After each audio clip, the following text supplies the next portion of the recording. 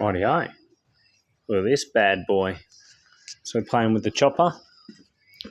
I'm just measuring how much room I've got under the seat pan as to put my semi-not solid suspension. This, here we go.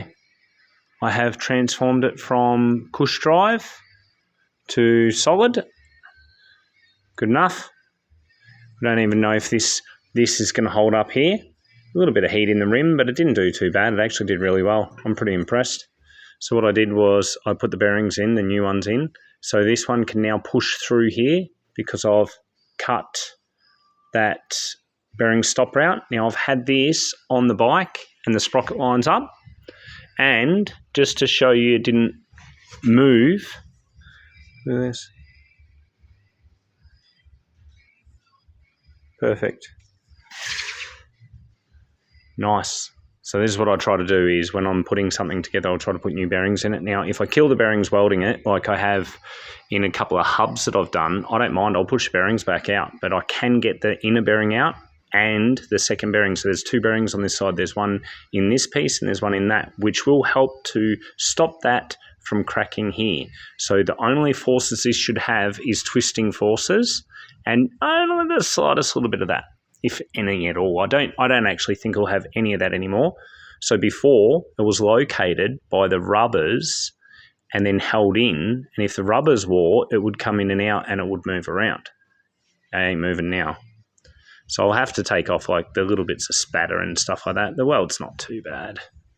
Could have been a little neater, but you know what? It's not all full of junk, so that tells me that this alley wasn't ingressed with too much dirt and shit, so that's good. Now it gets a little thicker down here, right? When you come from here, it'll go from the lip down a bit, so I am considering grinding this back and then doing a lip weld, but I don't know. Most people that know what I'm like know that all I want to do is grind it back and make it perfect, but you know what? I might just put it on the bike. Let's have a look at that, eh? So yeah, I'll put this on the bike. I'll do my semi-hardtail mounts because I'm going to do that shortly. So I've got to take the tank off. I'll start on my semi-hardtail mounts under here. So this can be adjustable up and down slightly. So that's it'll be slightly adjustable ride height wise, but it'll have a little bit of give, just a little. So our exhausts are all mounted. They have to have their O-rings in here, which will stop them moving a little bit more. The engine's mounted. Needs its washers put back in before it gets bolted back in. So next step is do the semi-hardtail, and the tank will come off for that. Then I have to